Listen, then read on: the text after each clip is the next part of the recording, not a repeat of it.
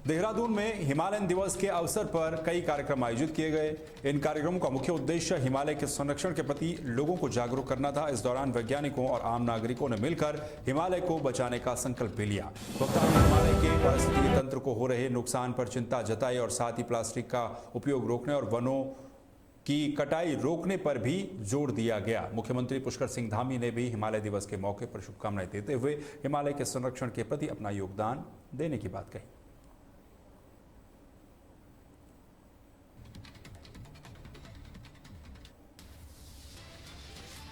वहीं हल्द्वानी में बिंदु खत्ता के ग्रामीणों ने अपनी दशकों पुरानी मांग को लेकर प्रदर्शन किया। उन्होंने उप जिलाधिकारी कार्यालय पहुंचकर वन अधिकार अधिनियम 2006 के तहत बिंदु खत्ता को राजस्व गांव का दर्जा देने की मांग की। वन अधिकार समिति के पदाधिकारियों ने बताया कि राजस्व गांव बनाने की पूरी प्रक्रिया पिछले साल ही पूरी करके सरकार को भेज दी गई, लेकिन ये मामला अभी तक अटका हुआ है। समिति के सदस्यों ने जोर देते हुए कहा कि लंबे संघर्ष के बाद अब बिंदु खत्ता को हर हाल में राजस्व गांव घोषित किया जाना चाहिए।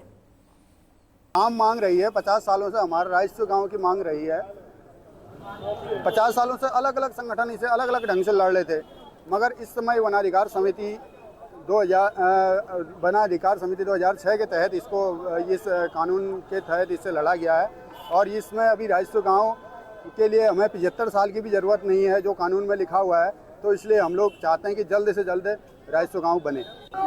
हमारी एक ही मांग है कि बिंदु खत्ता राजस्व गांव हो और इसके लिए हमने जो भी कमेटी द्वारा दस्तावेज तैयार किए थे और हमारी समिति द्वारा उसको पास करने के बाद उप समिति में प्रस्ताव गया, उप समिति से उच्च समिति में गया, उस समिति से उस प्रस्ताव को पारित किया गया।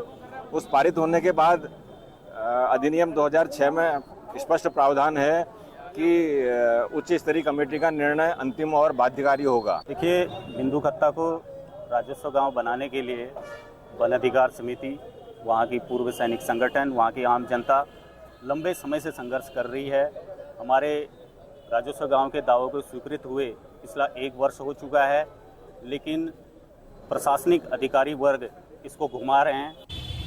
हम वन अधिकार अधिनियम 2006 के तहत बिंदु खत्ता को राजस्व गांव की मांग कर रहे हैं और यह बिंदु खत्ता की अगर बात करें तो ये जो है बसासत से पूर्व, यानी कि आप कहेंगे 1932 से पूर्व के अभिलेख हमारे इसमें हैं और जिसके आधार पर हम ये 2006 अधिनियम के दावे के आधार पर जो उसमें 75 वर्ष की जो बात कही है, वो 75 वर्ष की बात में ये कहा है कि जब अधिनियम हम पढ़ते हैं तो उसमें एक ही जगह निवास। वहीं रुड़की के कृष्णानगर में बारिश के बाद जल भराव की समस्या ने लोगों को बेहाल कर दिया है। गलियों और सड़कों पर जमा पानी से आवाजाही के साथ साथ बीमारियों का खतरा भी बढ़ गया है। कांग्रेस की पूर्व मेयर प्रत्याशी पूजा गुप्ता ने नगर निगम और पार्षद पर लापरवाही का आरोप लगाया। उन्होंने खुद ट्रैक्टर पर बैठकर प्रभावित इलाकों का दौरा किया और निजी खर्च पर मोटर पंप से पानी निकलवाया। स्थानीय निवासियों ने बताया कि इस जल भराव के कारण बच्चों का स्कूल जाना भी मुश्किल हो गया है। भराव तो बहुत ज़्यादा है, लोगों के घरों के अंदर पानी घुस गया है, बहुत बुरी तरह सांप निकल रहे हैं, बिच्छू लग रहे हैं, कई लोगों को तो सांप ने काट भी लिया है। बच्चे स्कूल नहीं जा पा रहे हैं 1 महीने से, क्योंकि गलियों में पानी होने की वजह से घर से नहीं निकल पा रहे, खेल नहीं पा रहे। भाषण में बोल के देते कृष्णानगर में नाला और नाली की सब सुविधा देना, इलेक्शन में जीत लाएंगे। मुख्यमंत्री ने ये बात कही थी कृष्णानगर में।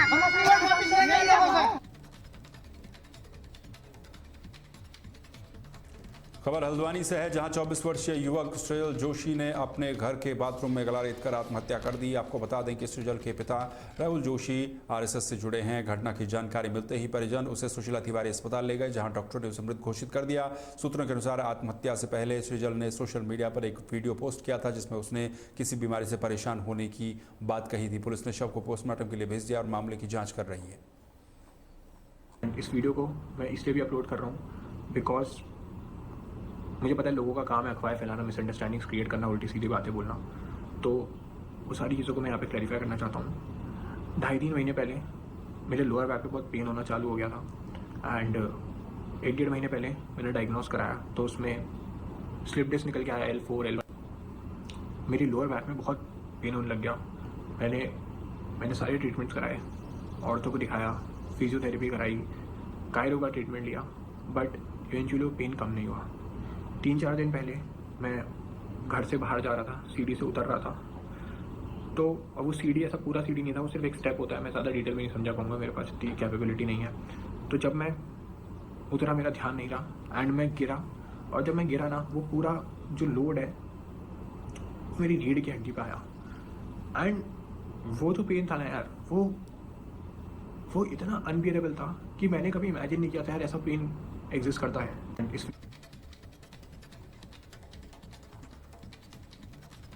वहीं लालकुआ के लाल बहादुर शास्त्री महाविद्यालय में छात्र प्रवेश प्रक्रिया को लेकर भड़क उठे हैं। छात्रों का आरोप है कि खराब मौसम और रविवार की वजह से समय पर फीस जमा नहीं कर पाए, जिससे उनका एडमिशन अटक गया है। छात्रों ने कुमाऊं विश्वविद्यालय से प्रवेश देने के निर्देश जारी करने की मांग की है। कॉलेज की प्राचार्य ने बताया कि उन्होंने इस संबंध में विश्वविद्यालय को पत्र भेजा है, लेकिन सीटें सीमित है, जिसके बाद से छात्रों में आक्रोश है और लगातार कॉलेज प्रशासन के खिलाफ नारेबाजी कर रहे हैं। मैं इस महाविद्यालय में अध्यक्ष प्रत्याशी हूँ और हमारे महाविद्यालय में छात्र छात्राओं के रजिस्ट्रेशन 30 अगस्त तक हुए। उसके बाद पोर्टल उनके एडमिशन के लिए बंद कर दिया गया, उन्हें प्रवेश ही नहीं दिया गया। और महाविद्यालय में सीटों की कमी के कारण कई छात्र छात्राओं को अपने मनपसंदीदा सब्जेक्ट नहीं मिल पाए, उसे मजबूरी में दूसरे सब्जेक्ट दिए गए हैं महाविद्यालय से।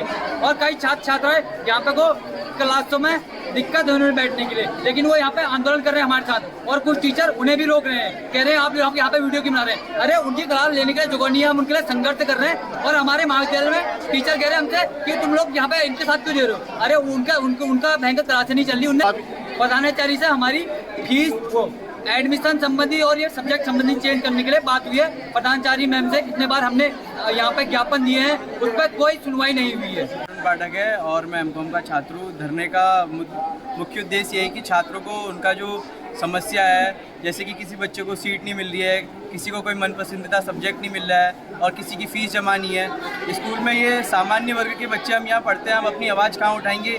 किसी एक स्टूडेंट यूनियन ही होता है जिसमें हम अपनी आवाज़ उठा सकते हैं, एक दूसरे से कह सकते हैं कि हमारी समस्या है। छात्र एकता होती है जिसमें समस्या बताई जाती है, पर जो अध्यापक महोदय हैं और जो हमारे कुलपति जी हैं वो इस मामले को सुनने में अनसुनी कर रहे हैं। हम यहाँ धरना दे रहे हैं, वो इस मुद्दे पे दे रहे हैं कि यहाँ बच्चों को एडमिशन नहीं मिल पाया है। पोस्ट ग्रेजुएशन में हमने 2 बार आवेदन दे चुके हैं। हम पहले 2 तारीख को दिया था, उसका अभी तक कोई सुनवाई नहीं हुई है। फिर 4 तारीख को फिर से हमने दिया था, उसका भी अभी तक हमें कोई रिस्पॉन्स नहीं मिला है।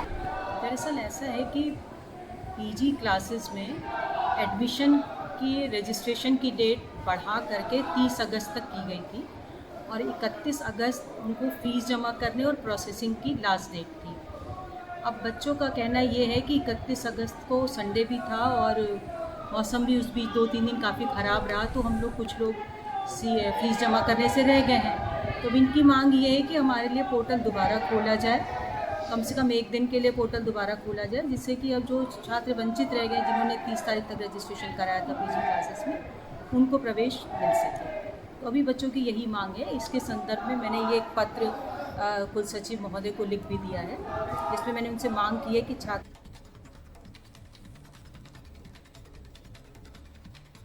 खबर हल्द्वानी से, जहां पूर्व जिला अध्यक्ष प्रदीप बिष्ट ने दावा किया है कि 2027 में उत्तराखंड में एक बार फिर बीजेपी की सरकार बनेगी। उन्होंने कहा है कि मुख्यमंत्री धामी के नेतृत्व में प्रदेश में तेजी के साथ विकास हो रहा है और कई ऐतिहासिक फैसले लिए गए हैं। प्रदीप बिष्ट ने कांग्रेस पर तंज कसते हुए कहा है कि उसे 2027 के चुनाव को लेकर सपने देखना बंद कर देना चाहिए, क्योंकि जनता उनकी करनी और कथनी दोनों को जानती है। उन्होंने विश्वास जताया कि केंद्र में मोदी और राज्य में धामी के नेतृत्व में भाजपा फिर से सत्ता में आएगी।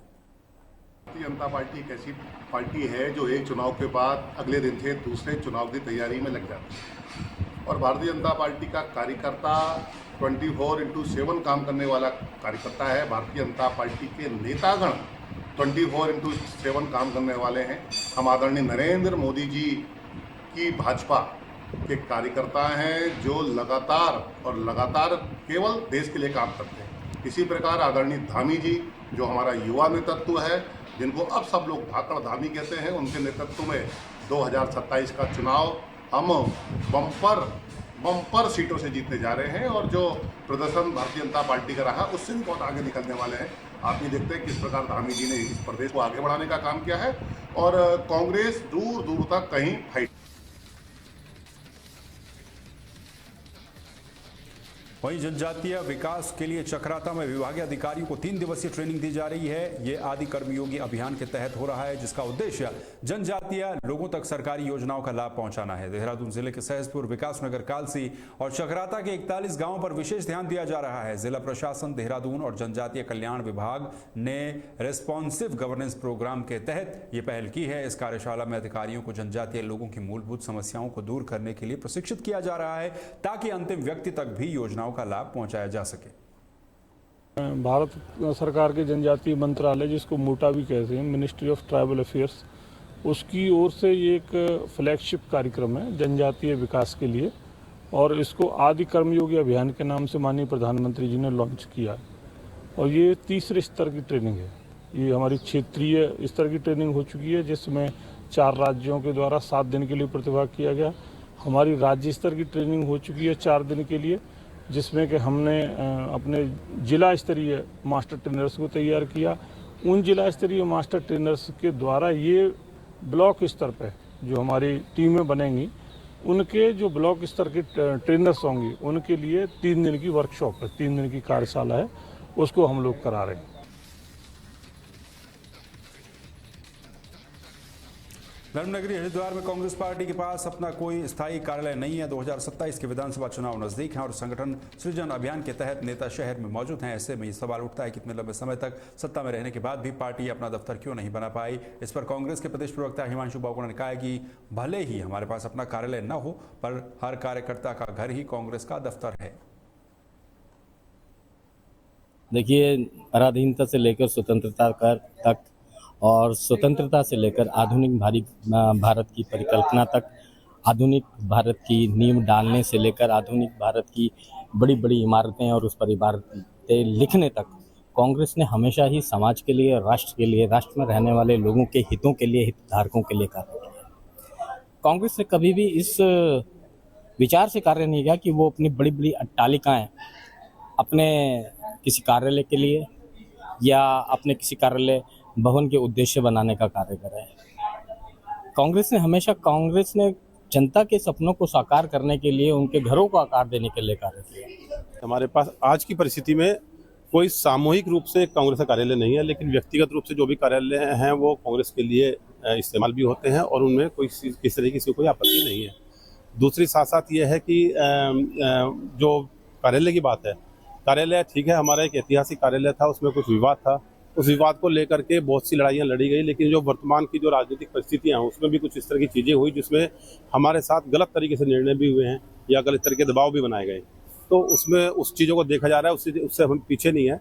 लेकिन कार्यालय जो है, जो उनकी हम सब कार्यकर्ताओं के जो कार्यालय हैं, हम सब व्यक्तिगत जो लोग के घर हैं, वो सब एक तरह से कांग्रेस कार्यालय के रूप में इस्तेमाल होते हैं और हम लोग दिल से कांग्रेसी हैं। तो हमारा हर घर, जैसे राहुल। वहीं हल्द्वानी में पुलिस के खिलाफ विरोध प्रदर्शनों का सिलसिला थमने का नाम नहीं ले रहा है। कालाढूंग के विधायक बंशीधर भगत के बाद अब बीजेपी नेता विपिन पांडे भी अपने परिवार के साथ एसपी कार्यालय के बाहर धरने पर बैठ गए हैं। उनका आरोप है कि पुलिस ने उनके खिलाफ मारपीट का झूठा मुकदमा दर्ज कराया है। पांडे ने चेतावनी दी है कि अगर उनके खिलाफ दर्ज झूठा मुकदमा वापस नहीं लिया गया तो वो सड़कों पर उतरकर नैनीताल पुलिस के खिलाफ बड़ा प्रदर्शन करेंगे। देखिए, मेरा यहाँ बैठने का मोटिव मुकदमा नहीं है। मेरा यहाँ बैठने का मुकदमे में जो अनियमितताएं मुखानी थानाध्यक्ष द्वारा, और वो जांच अधिकारी तो नहीं कहूँगा क्योंकि मुकदमा थानाध्यक्ष ने दर्ज करा।